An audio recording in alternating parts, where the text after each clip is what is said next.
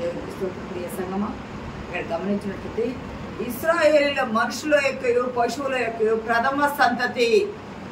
ఇశ్రాయేలీలో దేవుడు ఒక కట్టడ లేదా ఒక నిబంధన ఏర్పాటు చేశాడు. ప్రథమంగా పుట్టిన వాళ్ళు, అది పశువుల్లోనైనా, అది ఏ జంతువుల్లోనైనా లేదా మనిషిలోనైనా, మగది తొలిచూలు పుట్టింది. ప్రథమ సంతతి తొలిచూలు నాది అని దేవుడు అంటున్నాడు. తొలిచూలు నేను చేయాలా? దేవునికి ప్రతిష్ఠించాలి. తొలిచూలు దేవునికి ప్రతిష్ఠించాలి. జంతువులు అనుకోండి, మేకలు, గొర్రెలు, తొలిచూలు ఏదైనా దేవునికి ప్రతిష్ఠించాలా? ఇక్కడ గమనిస్తే 13:2 దేవుని ప్రణాళిక ప్రారంభం నుండి ఉంది. ఆది కాండము నుండి కూడా దేవుని ప్రణాళిక ఉంది. ఆదామును సృష్టిలో చేయటం ఒక ప్రణాళికబద్ధంగానే దేవుడు చేశాడు. అయితే ఆ దేవుని యొక్క ప్రణాళికను పాడు చేయటమే సాతాను ఉద్దేశము. ఆదాము దేవుని కుమారుడు అని లేఖనంలో ఉంది. దేవుని కుమారుడు అంటే ఆదాము తొలిచూలే కదా, ఆదాము జ్యేష్ఠుడే కదా, సృష్టి అంతటికి జ్యేష్ఠుడే కదా, మొదటి మానవుడు కదా. కానీ మొదటి మానవుడిని దేవుని బిడ్డగా లేకుండా సాతానుడు పడవేశాడు. దేవునికి దూరం అయిపోయారు. పోనీ ఆదాము దేవునికి దూరం అయిపోయాడు. ఆదాము అవలు కుటుంబస్థ గృహస్థ జీవితానికి వచ్చిన తర్వాత వారికి పుట్టిన తొలిచూలు సంతానం కయ్యూను ఏమన్నా జ్యేష్ఠుడిగా జ్యేష్ఠత్వాన్ని పొందుకున్నాడా? లేదు. కయ్యూను ఏమయ్యాడు? నరహంతకుడు అయ్యాడు. తన సోదరుని చంపి నరహంతకుడు అయ్యాడు, పడిపోయాడు. దేవుని ప్రణాళిక పతనం అవుతానే వస్తుంది, సాతాను పతనం చేస్తానే వస్తున్నాడు. కానీ దేవుని ఎన్నికలో, దేవుని చిత్తంలో అబ్రహాముని ఎన్నుకున్నాడు. అబ్రహాముకి ఒకగానొక వాగ్దాన పుత్రుడు ఇస్సాకు. ఇస్సాకుకి 2 కుమారులు. 2లో జ్యేష్ఠత్వం ఎవరికి వచ్చిందయ్యా అంటే ఏషావుకి రావాలి. జ్యేష్ఠుడు ఏషావుకి రావాల. ఆది కాండము 25వ అధ్యాయము 33వ వచనం ఒకసారి మనం చదువుకున్నాం, చూడండి. యాకోబు నేడు నాతో ప్రమాణం చేయమనెను. అతడు యాకోబుతో ప్రమాణం చేసి అతనికి జ్యేష్ఠత్వమును అమ్మివేయగా, యాకోబు ఏమన్నాడు? నాకు ఆహారం కావాలంటే నేను నీకు ఆహారం ఇస్తాను, నువ్వు నాకేమి ఇవ్వాలా? నీ జ్యేష్ఠత్వాన్ని నాకు ఇవ్వాలా, నీ జ్యేష్ఠత్వాన్ని నాకు ఇవ్వాలా అంటే ఇస్తానంటే ఇవ్వడం కాదు, ప్రమాణం చెయ్యి. ప్రమాణం చేయించుకొని జ్యేష్ఠత్వాన్ని ఏం చేశాడు? కొనుక్కున్నాడు. యాకోబు ఆహారం ఇచ్చి జ్యేష్ఠత్వాన్ని కొనుక్కున్నాడు. తాను ఆహారం తినకుండా తన అన్నకి, తన సోదరుడైన ఏషావునకు జ్యేష్ఠత్వాన్ని అతని దగ్గర నుండి పొందుకున్నాడు, దాచుకున్నాడు, భద్రపరుచుకున్నాడు. దేవుని చిత్తంలో ఉన్నాడు. దేవుని ఏర్పాటుగా అతను ఉండటానికి తనకై తాను సిద్ధపాటు చేసుకున్నాడు. కానీ దేవుని ప్రణాళికలు యాకోబు పుట్టక ముందే దేవుని ప్రణాళికలో ఉన్నాడు. పెద్దవాడు చిన్నవానికి దాసుడగునని తల్లితో చెప్పాడు దేవుడు. అయినా అది ఎరగని యాకోబు, దేవుని ప్రణాళిక ఎరగని యాకోబు జ్యేష్ఠత్వాన్ని పొందుకున్నాడు. ఏషావు ఏం చేశాడంటే తృణీకరించాడు. ఒకసారి చూడండి, హెబ్రీ పత్రిక 12వ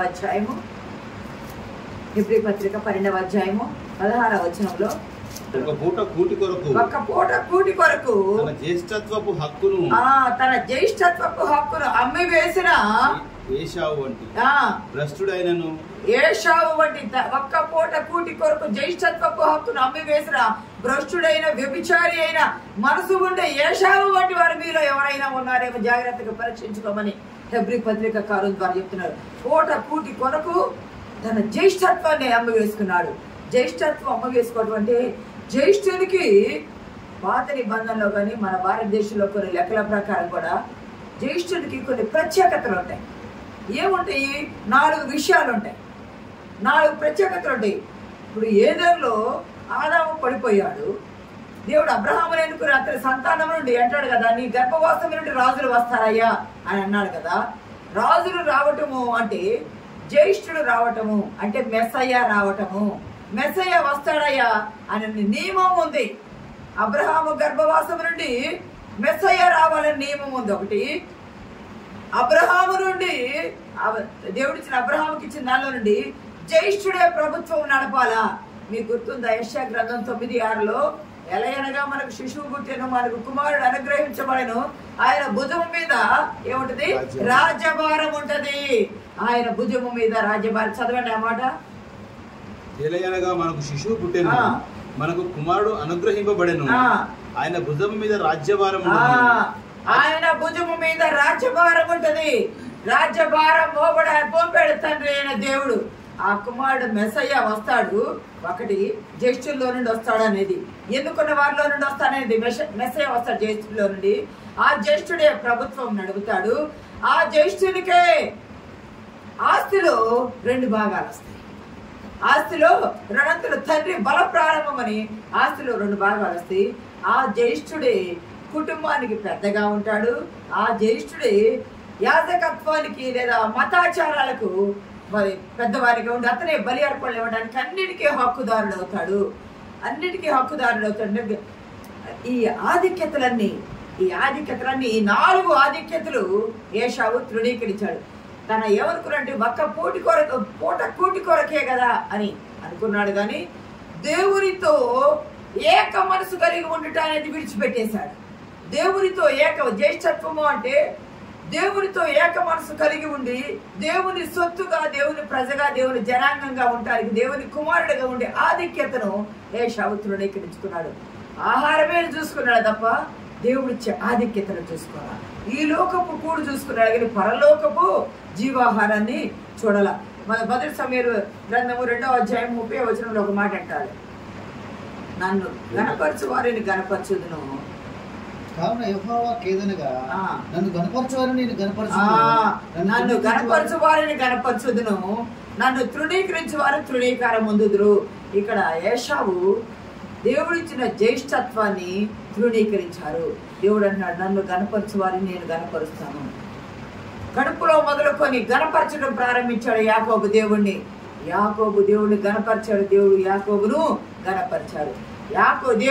దేవుణ్ణి ఏశావు తృణీకరించడం ప్రారంభించారు. ఏశావు తృణీకారం అందుకున్నాడు. అంత ఆధిక్యతలన్నీ బాగొట్టుకున్నాడు. జ్యేష్ఠత్వాన్ని బాగొట్టుకున్నాడు. అంతేకాదు దీవెనలను కూడా బాగొట్టుకున్నాడు. తృణీకారం పొందారు. ఇక్కడ ఏశావు అమ్మి వేసుకున్నాడు, యాకోబు పొందుకొని దాచుకున్నాడు, భద్రపరుచుకున్నాడు.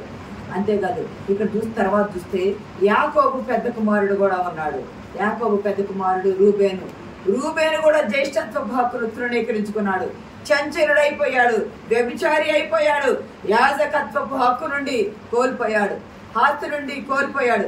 ఆ యాజకత్వం ఎవరికి వెళ్ళిపోయింది అంటే లేవి గోత్రమైన అహరోనుకి వెళ్ళిపోయింది. జ్యేష్ఠుడైన అహరోనుకి వెళ్ళిపోయింది. యాజకత్వమేమో అహరోనుకి వెళ్ళిపోయింది. జ్యేష్ఠత్వ హక్కు, రాజులు వచ్చే హక్కు యోధాకి వెళ్ళిపోయింది. మెస్సయ్య వచ్చే హక్కు రాజదండము యోధాలో నుండి తొలగిపోదని 49:10 అంటాడు కదా ఆదికాండంలో. తొలగిపోకుండా రాజదండము యోధాలో ఉండిపోయింది. అంతేకాదు జన్మ స్వాతంత్ర్యము యేసేవునకి వెళ్ళిపోయింది. జ్యేష్ఠుల్లో నుండి యోధాలో నుండి మెస్సయ్య రాబోతున్నాడు. నీ గర్భవాసమున రాజులు పుడతారు అబ్రహామా అని చెప్పాడు కదా. అబ్రహాము నుండి వచ్చిన, యాకోబు నుండి వచ్చిన యోధా 4వ వాడైన యోధాకు మెస్సయ్య వచ్చే జన్మ హక్కును ఇచ్చాడు. కానీ జన్మ స్వాతంత్ర్యము అంటే 2 పాళ్ళ ఆస్తి ఇస్తారు కదా, 2 పాళ్ళ ఆస్తి లేదా స్వాతంత్ర్యము యేసేపుకు పోయింది. యేసేపు మనీషా ఎఫ్రాయిము గోత్రీకులకు పోయింది. 2 పాళ్ళ ఆస్తి పోయింది. అంతా తృణీకరించేసుకున్నారు. ఏశావు తృణీకరించుకున్నాడు. అంతేకాదు రూబేను దాన్ని పోగొట్టుకున్నాడు. కానీ వెదకని వారికి దొరికిన రీతిగా దొరికింది. అది దేవుని నామానికి మహిమ కలుగును గాక అని మత్తయి సువార్త 1:2లో ఉండదు కదా. యోదాయే జ్యేష్ఠుడు అయిపోయినాడు. 2 భాగాలు. ఎందుకు అసలు మనం ఇక్కడ కానీ గమనిస్తే ఎందుకు తొలిచూలు నాది అంటున్నాడు ప్రభువు? దేవుడు తొలిచూలు నాది అంటున్నాడు. పశువుల్లో తొలిచూలు నాది, మనుషుల్లో తొలిచూలు సంతానము మగది నాది, మగపిల్లవాడు నాది అంటున్నాడు. పశువుల్లో తొలిచూలు సంతానము దేవునిదైతే దేవునికి అప్పగించి బలికిస్తారు. పశువుల్లో, మేకల్లో, గొర్రెల్లో, ఎడ్లలో దేనిలోనైనా తొలిచూలు సంతానం పుడితే ఆ తొలిచూలు సంతానాన్ని దేవాలయానికి తీసుకెళ్ళి దేవునికి ప్రతిష్ఠిస్తే, దేవునికి ఇచ్చేస్తే వాటిని బలులుగా అర్పించేస్తారు. మరి మగపిల్లల్లో, మానవ జాతిలో మగపిల్లల్లో ఇజ్రాయేలీలారా, వీలో పుట్టే ప్రతి తొలిచూలు సంతానము నాది అని దేవుడు అంటాడు. మరి ఏమి చేయాలా? ప్రతి మగపిల్లవాడిని తీసుకెళ్ళి దేవునికి ప్రతిష్ఠించాలా. మగపిల్ల నాది అని దేవుడు అన్నాడు. నిర్గమాకాండంలో మనం చూడవసరం లేదు, కానీ నిన్న మనం చెప్పుకున్నాం కదా. నిర్గమాకాండంలో 12వ అధ్యాయంలో తొలిచూలు పిల్లలందరినీ తొలిచూలు పిల్లలు చంపేయమని ఫరో ఆజ్ఞ ఇస్తాడు. తొలిచూలు 10వ తెగులు అదే మనం చాలాసార్లు చెప్పుకున్నాము, కానీ దేవుడు కూడా దానికి ఒప్పుకున్నాడు. తొలిచూలు సంతానము చనిపోతారు, కానీ మీరు చావకుండా ఉండటానికి మీరు రక్తం పోయింది, రక్తం చూసి దాటిపోతాను అని అంటే గమనించండి. ఆ రాత్రికాల సమయంలో ఐగుప్తు దేశంలో ఫరో మొదలుకొని దాసి దాని పిల్ల వరకు, చెరలో ఉన్న వారి పిల్లలు మొదలుకొని ఆధిక్యతలో ఉన్న పిల్లల వరకు ప్రతి కుటుంబంలో వారి తొలిచూలు సంతానం లేకుండా ఎవరు ఉండరు, తొలిచూలు లేకుండా ఎవరు ఉండరు. కానీ తొలిచూలు సంతానం అనేది ప్రతి ఇంటిలో మరణం ఉంది ఐగుప్తు దేశంలో. కానీ ఇజ్రాయేలీలు అదే ఐగుప్తులో గోషేను ప్రాంతంలో ఒక్క కుటుంబంలో కూడా ఒక్క మరణము కూడా లేదు. ఎందుకయ్యంటే తొలిచూలు నాది అన్నారు. గొర్రెపిల్ల రక్తంతో మిమ్మల్ని విడుదల చేస్తారన్నారు. అంతేకాదు కొందరు పండితులు అంటారు ఆత్మీయంగా ఆ రాత్రికాల సమయంలో 12:23 నిర్గమాకాండము 12:23 ఐగుప్తులను హతం చేయుటకు దేశ సంచారం చేయుచు ద్వారబంధపు పైకమ్మి మీదను 2 నిలువు కమ్మిల మీదను ఉన్న రక్తంను చూచి యెహోవా ఆ తలుపును దాటిపోవును. కొందరు పండితులు అంటారు ఆత్మీయంగా, మీరు ఆ గడప కమ్మీలకు రక్తం రాయండి, ఆ రక్తం చూసి యెహోవా మీ కుటుంబాలు మీ గడపలు దాటి వెళ్ళిపోతారని ఉంది కదా. ఆ రాత్రికాల సమయంలో తండ్రి అయిన దేవుని మనసులో భక్తులు ఆత్మీయంగా అంటారు, తండ్రి అయిన దేవుని మనసులో మీ తొలిచూలు పిల్లలను బ్రతికించుట కొరకు నాకున్న ఏకైక కుమారుని నేను బలిగా ఇవ్వబోతున్నాను. దేవుని నామానికి మహిమ కలుగును గాక. మీ తొలిచూలు పిల్లల్ని కాపాడటానికి నా పిల్లవాన్ని నేను బలిగా శిలువ మీద బలిగా ఇవ్వబోతున్నానని ఒక నిర్గమ నిశ్చయం చేసుకున్నాడంట. ప్రభు దాటిపోతా సంహారకుడు చోరనీయకుండా చూశాడంట. ప్రియ సంగమా, ఆ రోజుల్లో ఏకైక కుమారుని తొలిచూలు సంతానాన్ని బలిగా తీసుకున్నారు, బలి ఇచ్చారు. కొంతమంది అంజుల్లో కూడా ఏమున్నదో తెలుసా, అంజుల్లో తొలిచూలు పుట్టిన వాళ్ళు వారి దేవుళ్ళు దేవతలు ఉంటారు కదా. అబ్రామా అమ్మోరీల అక్రమం ఇంకా చల్లారలేదు, అక్కడ అనేక జాతుల వాళ్ళు ఉన్నారు, మీరు వెళ్ళవద్దని ఎందుకన్నాడంటే అక్కడ ఉన్న ఆ పాలస్తీనా ఆ కనాను దేశంలో ఉన్న ఆ అన్య జాతుల వాళ్ళు వారికి పుట్టిన తొలిచూలు సంతానాన్ని బలిగా అర్పించేవాళ్ళు. వారు ఆరాధించే దేవునికి బలిగా చంపివేసేవాడు. తొలిచూలు అది దేవుని దృష్టిలో చాలా ఘోరమైన పాపము. అసలు తొలిచూలు సంతానం చనిపోవటమే శిక్షగా ఎంచేవాళ్ళు. ఐగుప్తు దేశంలో ఫరో రాజు తొలిచూలు సంతానం చనిపోతే ఇంకా ఆ కుటుంబానికి వారసత్వపు ఆ రాజరికం చేసే ఫరోగా చేసే హక్కు అనేది కోల్పోతారు. అంతేకాదు ఇక్కడ గమనించడం ఒక మాట 2వ రాజుల గ్రంథము 3వ అధ్యాయము 27వ వచనంలో ఒక మాట ఉంటది. అప్పుడు అతడు తనకు మారుగా ఏలవలసిన తన జ్యేష్ఠ కుమారుని తీసుకొని పట్టణపు ప్రాకారం మీద దహన బలిగా అర్పింపగా, చూడండి ఇక్కడ రాజు తాను ఇతరులతో గెలవకుండా చూసి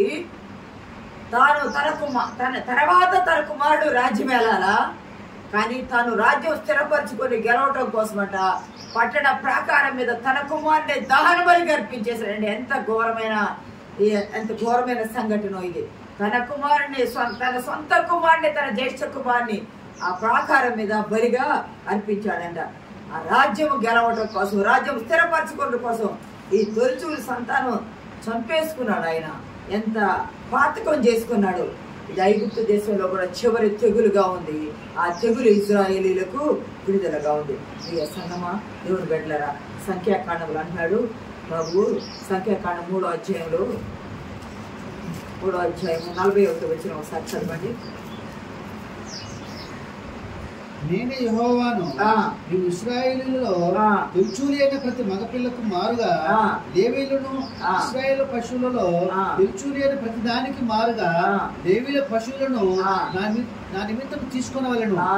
కాబట్టి ఇక్కడ దేవుడు చెప్తున్నాడు, మనం వెళ్ళి ఏదైనా బలి ఇవ్వాలి అని అనుకున్నప్పుడు మన తొలిచూలు తీసుకెళ్లి దేవుని సన్నిధానంలో అర్పించేస్తావు. మగపిల్లలు కూడా తీసుకెళ్ళి ఇస్తే అన్యులైతే బలి ఇచ్చేవాళ్ళు. కానీ ఇక్కడ దేవుడు చెప్తున్నాడు పాత నిబంధనలో, మీ తొలిచూలు సంతానం తీసుకొచ్చి నాకు ప్రతిష్ఠ ఇవ్వాలన్నారు. ప్రతిష్ఠ ఇవ్వాలి అన్నప్పుడు వాళ్ళు వెల ఇచ్చి విడిపించుకోవాలా. ఎలా ఇస్తారయ్యా? 5 తులముల పాత నిబంధనలో 5 తులముల వెండిని ఇచ్చి వెల ఇచ్చి విడిపించుకునేవాళ్ళు. వాళ్ళకు బదులు విడిపించుకుంటారు కదా, మామూలు వాళ్ళు విడిపించుకుంటారు. వాళ్ళకు బదులు ఎవరు యాజకత్వం చేస్తారా అంటే లేవీలు ఎన్నుకోబడతారంట. దేవుని నామానికి మహిమ కలుగును గాక. లేవీలు యాజకత్వానికి ఎన్నుకుంటారు. వారు పశువులు ఇస్తున్నారు కదా తొలిచుడి, వారికి బదులు ప్రతిష్ఠితమైన లేవీలు మీరు మీ తొలిచుడి సంతానం మీరు ఇవ్వండి అయ్యా. జ్యేష్ఠుడి అయితే కీర్తనల గ్రంథం 89:27 కూడా ఒక మాట ఉంటుంది. కీర్తనల గ్రంథము 89వ కీర్తన 27వ వచనంలో కూడా నా జ్యేష్ఠ కుమారుడు చేయుదును, నా జ్యేష్ఠ కుమారునిగా చేయుదును. దేవుడంట తాను ఎన్నుకున్న వారిని జ్యేష్ఠ కుమారులుగా చేస్తారంట. మీకు గుర్తుందా? పాత నిబంధనలో తొలిచూలు సంతానము దేవునికి ప్రతిష్ఠితుడు, దేవుని ప్రతిష్ఠితుడు, ప్రధాన యాజకత్వం వస్తుంది, 2 ఆస్తి వస్తుంది. అంతేకాదు మెస్సయ్య రావడానికి కారణం విడుదల చేసేది ఆయనే అనుకున్నారు కదా. లూకాసు వార్త 2:7 కూడా చూడవసరం లేదు. కానీ మరియా తన తొలిచూలు కుమారుని కని పొత్తి గుడ్డలతో చుట్టానంటది. యేసు క్రీస్తు ప్రభు వారి కూడా లేఖనం ప్రకారం తొలిచూలు కుమారుడే. దేవుని నామానికి మహిమ కలుగును గాక. ఆయన జ్యేష్ఠుడు, జ్యేష్ఠపుత్రుడు, ఫస్ట్ బోర్న్, తొలిచూలు సంతానము, జ్యేష్ఠపుత్రుడు, జ్యేష్ఠత్వపు హక్కు పొందుకున్నాడు. అక్కడ పరలోకములో జ్యేష్ఠుడు, అంతేకాదు భూలోకంలో కూడా ఆయన తొలిచూలు సంతానముగా పుట్టాడు. ఆయనే యాజకులకు ప్రధాన యాజకుడుగా ఉన్నాడు. రాజ్యభారము ఆయన మోయడానికి వచ్చాడు. భూలోకములో పరలోకములో హక్కుదారుడిగా ఉన్నాడు. ఆదాములకు బదులు 2వ ఆదాము మెస్సయ్య వచ్చి కుమారత్వము దైవత్వము 2 అర్హతలు కలిగి ఉండి ఆయన ఎలా ఉన్నాడు అంటే బలిగా వచ్చాడు, విడిపించే అర్హత కలిగిన వాడయ్యాడు. ఆయన పస్కా గొర్రె పిల్లగా వచ్చాడు, తొలిచూలు సంతానంగా వచ్చాడు. తొలిచూలు సంతానంగా వచ్చి ఆయన విడిపించడానికి శిలువ పొయ్య మీద బలియాగం అయ్యాడు. అంతేకాదు చనిపోయిన వారిలో తిరిగి లేచిన వాళ్ళు ప్రథమ ఫలముగా ఉన్నారు. ఆయన 1 కొరింథీ పత్రిక 15వ అధ్యాయము 22వ వచనంలో ఒక మాట ఉన్నది. ఆదామునందు అనగా ఎలాగూ మృతి పొందుచున్నారు అందరూ ఎలాగూ మృతి పొందుచున్నారు అలాగునే క్రీస్తునందు అందరూ బ్రతికింపబడుదురు. ఈయన ఎందుకు మృతి పొందారయ్యా యేసుక్రీస్తు ప్రభు వారంటే మనకు రక్షణ ఇవ్వడానికి, మనకు పాప విమోచన ఇవ్వడానికి, ఆయన ఈ లోకంలో మనకు ఆధిక్యత ఇవ్వడానికి వచ్చాడు ఆయన. అంతేకాదు ఆయన పాత నిబంధన ప్రకారము మనల్ని యాజకులైన రాజులైన యాజక సమూహంగా చేయడానికి ప్రకటన గ్రంథం 1:6 ఉంటది కదా. మనల్ని ఏమి చేయడానికి వచ్చాడు అంటే రాజులుగా చేయడానికి వచ్చాడు, యాజక సమూహంగా మనల్ని చేయడానికి. చదవండి ఆ మాట. ప్రేమించుతూ రక్తం వలన మన పాపముల నుండి మనల్ని విడిపించిన వానికి, రక్తము వల్ల మన పాపముల నుండి మనల్ని విడిపించిన వారికి మహిమయు ప్రభావమును యుగ యుగములు కలుగును గాక. ఆమేన్. ఆయన మనలను తన తండ్రి యొక్క దేవునికి ఒక రాజ్యంగాను యాజకుడుగాను చేసెను.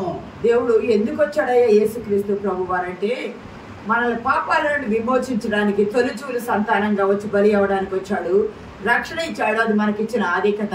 2వది రాజులైన యాజక సమూహం తండ్రికి ఒక రాజ్యంగా చేశాడు. యాజక సమూహంగా మనల్ని చేయడానికి వచ్చాడు. అంతేకాదు జ్యేష్ఠ సంతానంగా ఉన్నారు కదా యూదులు, వాళ్ళు ప్రభువుని తృణీకరించారు, రక్షకునిగా అంగీకరించలేదు. వారు తృణీకరిస్తే అన్యులుగా ఉన్న మనల్ని యాజకులుగా తన సొత్తుగా చేసుకున్నాడు. దేవుని నామానికి మహిమ కలుగును గాక. తన సొత్తుగా, తన రాజ్యంగా మనల్ని చేసుకున్నాడు ఆయన. 2 తిమోతి 2:12 ఒక మాట చూడండి. జయించిన వారమైతే ఆయనతో కూడా ఎలుదుము. మనము ఓర్పు గల వారమైతే, మనం సహించిన వారమైతే ఆయనతో కూడా మనం ప్రభుత్వం చేసేవారిగా ఉంటామంట. 2వ రాకడ సమయంలో ఆయనతో పాటు రాజ్య పరిపాలన చేసే వాళ్ళ పాలి భాగస్వరంగా మనం ఉంటామంట. ఇంకా అంతేగా యేసుక్రీస్తు ప్రభు వారు జన్మ స్వాతంత్ర్యము రెట్టింపు భాగము లభించింది మనకి. భూలోకములో ఉన్నప్పుడు ఆయన రక్షణ పొంది ఆయన బిడ్డలుగా ఉన్నాము, పరలోకములో వెళ్ళినప్పుడు ఆయన రాజ్య వారసుగా ఉన్నాము. 2 స్వాస్థ్యము దేవుడు మనకిస్తున్నాడు. రోమపత్రిక 8:18 ఒక మాట చూడండి.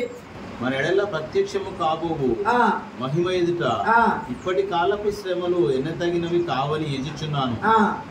దేవుని కుమారుల ప్రత్యక్షత కొరకు సృష్టి మిగుల ఆశతో తేరి చూచు కనిపెట్టుచున్నది. దేవుని కుమారుని ప్రత్యక్షత కొరకు సృష్టి మిగుల తేరి చూచు ఆశతో కనిపెట్టుకుందంట. ఒక రాకడ అయిపోయింది, ఇంకా రెండవ రాకడ కొరకు సిద్ధపాటులో జ్యేష్ఠత్వం పొందుకునే జ్యేష్ఠుల సంఘంగా పరలోకం వెళ్ళడానికి. గలతి 4:7 మీరు కుమారులే, మీరు ఇక నుండి ఎప్పటికీ మీరు దాసులు కారు, మీరు కుమారులే. మొదటి పేతురు పత్రికలో 4:4 కూడా అంటాడు కదా, ప్రభువు యేసుక్రీస్తు తండ్రైన దేవుడు స్థిరపబడిన గాక, మృతులలో నుండి యేసుక్రీస్తు తిరిగి లేచుట వలన జీవముతో కూడా నిరీక్షణ మనకు కలుగుచున్నట్లు, మృతులలో నుండి యేసుక్రీస్తు ప్రభు వారు తిరిగి లేచుట వలన ఆయన మనకు ఎలాగున్నాడు అంటే ప్రథమ ఫలముగా ఉన్నాడు. ఆయన ప్రథమ ఫలముగా ఆయన లేచాడు, మనల్ని కూడా లేపుతాడు. ఎందుకంటే జ్యేష్ఠత్వపు హక్కును కాపాడుకోవడానికి. ప్రియ సహోదరుడా సహోదరి, భూమి మీద ఉన్న వాటిని భూమి మీద జీవిస్తే క్రీస్తు కొరకు జీవించాలా, పరలోకం వెళితే క్రీస్తు రాజ్యంలో హక్కుదారులు కావాలా?